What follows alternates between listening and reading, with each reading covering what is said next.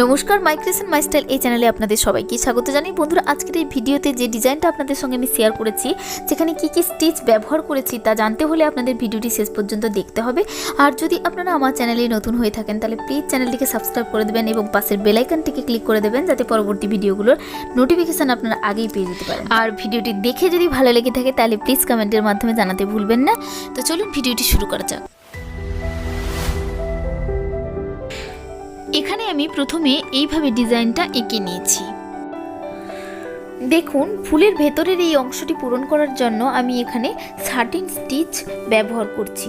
তো কিভাবে 13 স্টিচ বানাতে হয় সেটা আপনারা একটু ভিডিওটা ভালো করে দেখুন, বুঝতে পারবেন।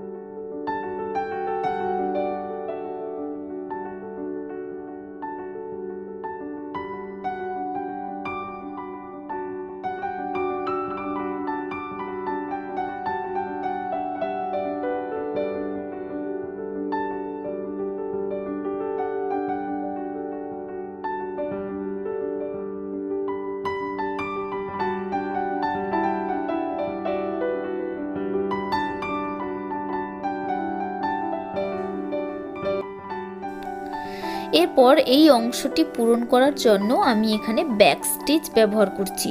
ব্যাক স্টিচ কিভাবে বানাতে হয় আপনারা দেখে নিন।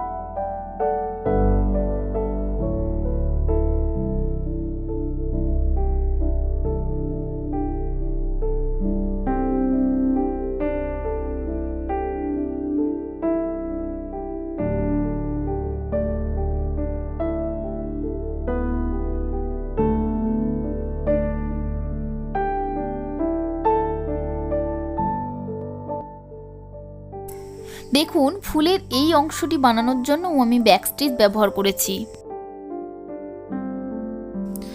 এবার এই যে দুটো লাইন আপনারা দেখছেন, এই দুটো লাইনও কিন্তু আমি এই ব্যাক স্টিচ দিয়ে ফিল আপ করব।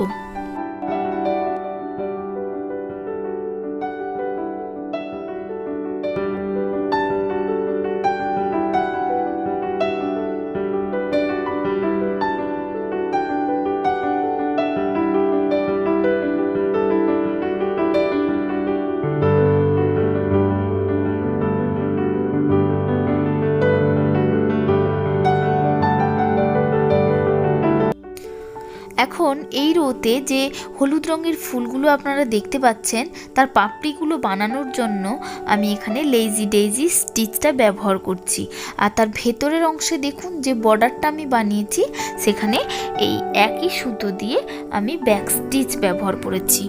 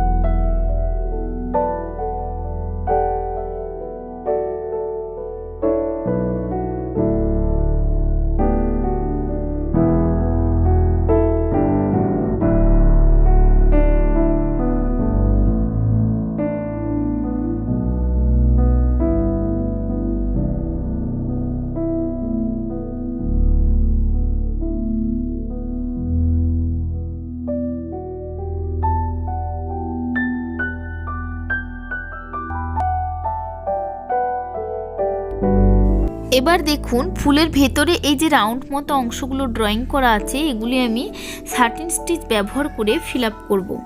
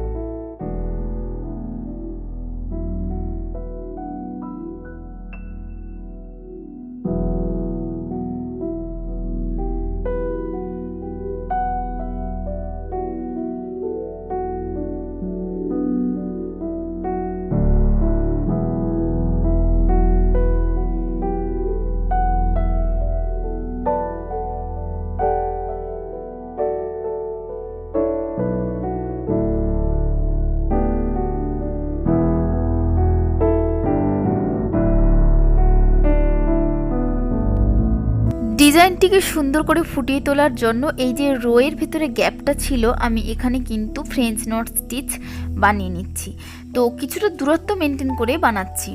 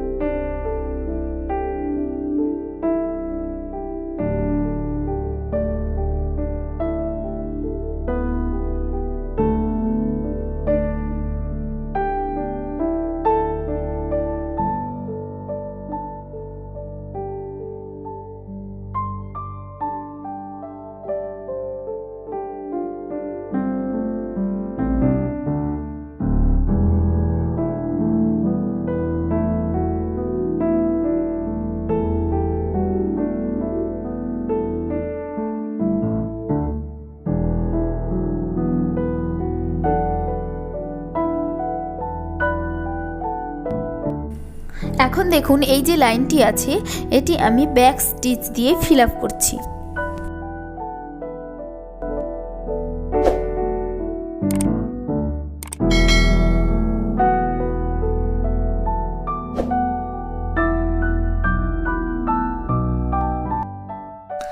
দেখুন এই লাইনটা যেমন আমি ব্যাক স্টিচ ব্যবহার করে বানিয়েছি, তেমনি ওপরে এই যে পাপড়িগুলো রয়েছে এগুলো আমি ব্যাক স্টিচ ব্যবহার করে বানিয়ে নিয়েছি। এখন দেখুন এই পাপড়িগুলোর মধ্যে যে দুটো লাইন ড্রয়িং করা আছে সেইগুলো আমি ব্যাক স্টিচ ব্যবহার করে ফিল আপ করছি।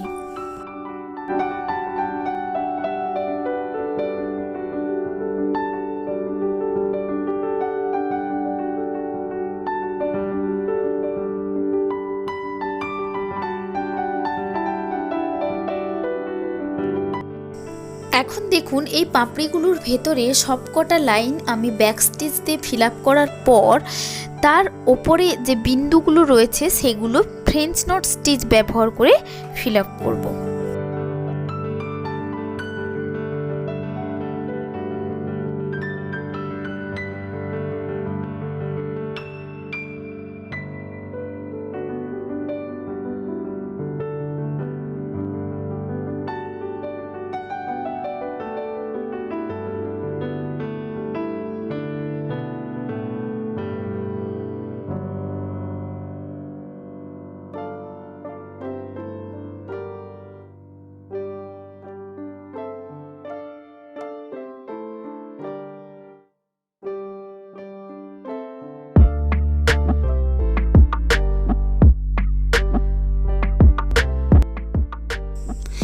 এরপর এই অংশটি পূরণ করার জন্য আমি সাটিন স্টিচ ব্যবহার করছি।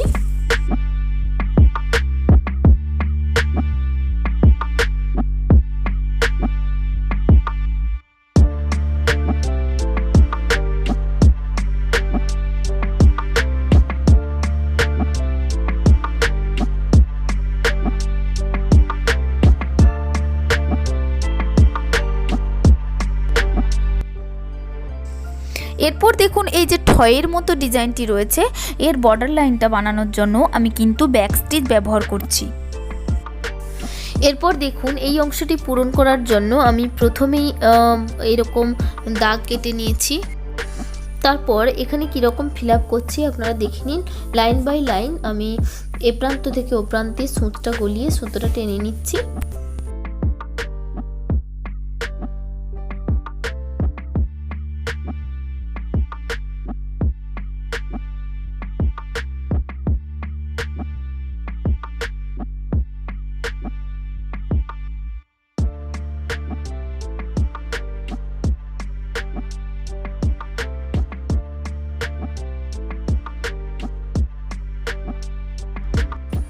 এখন নেট বা জালের মতো খোপ খোপ প্যাটার্নটি ফুটিয়ে তোলার জন্য দেখুন আমি একটা সুতো বাদ দিয়ে আর একটা সুতোর ভেতর দিয়ে সূচটা গলিয়ে নিচ্ছি। তো এইভাবে করলে জালের মতো শেপটা তৈরি হবে। দেখুন আমি কেমন করছি।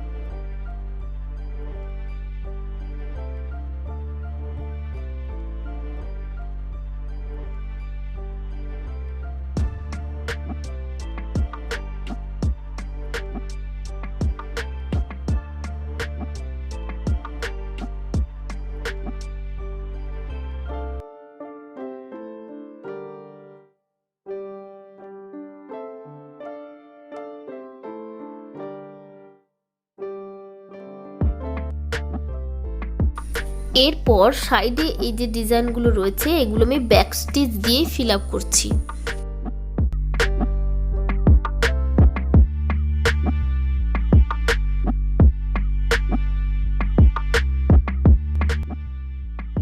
দেখুন ঠয়ের সাইডে যতগুলো ডিজাইন ছিল সবগুলোই আমি ব্যাক স্টিচ ব্যবহার করে বানিয়ে নিয়েছি।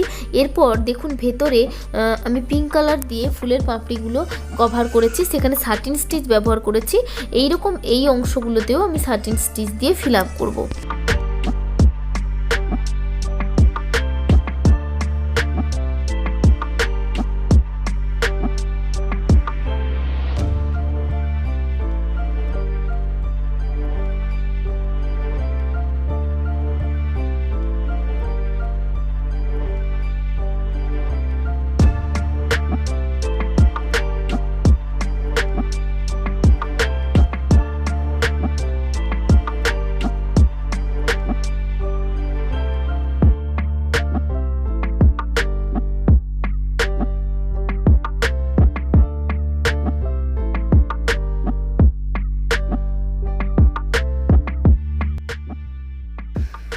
দেখুন 13 স্টিচ দিয়ে ফিল আপ করে নেওয়ার পরে এখানে যে বিন্দু অংশগুলো রয়েছে এগুলো আমি ফ্রেঞ্চ নট স্টিচ ব্যবহার করে পূরণ করে নিচ্ছি।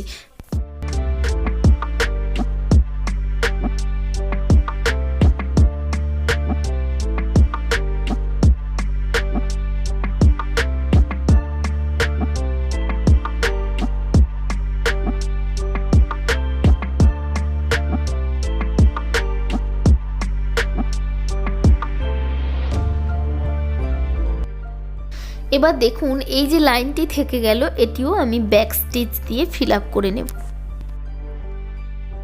তো বন্ধুরা আজকের এই ভিডিওটি এই পর্যন্ত।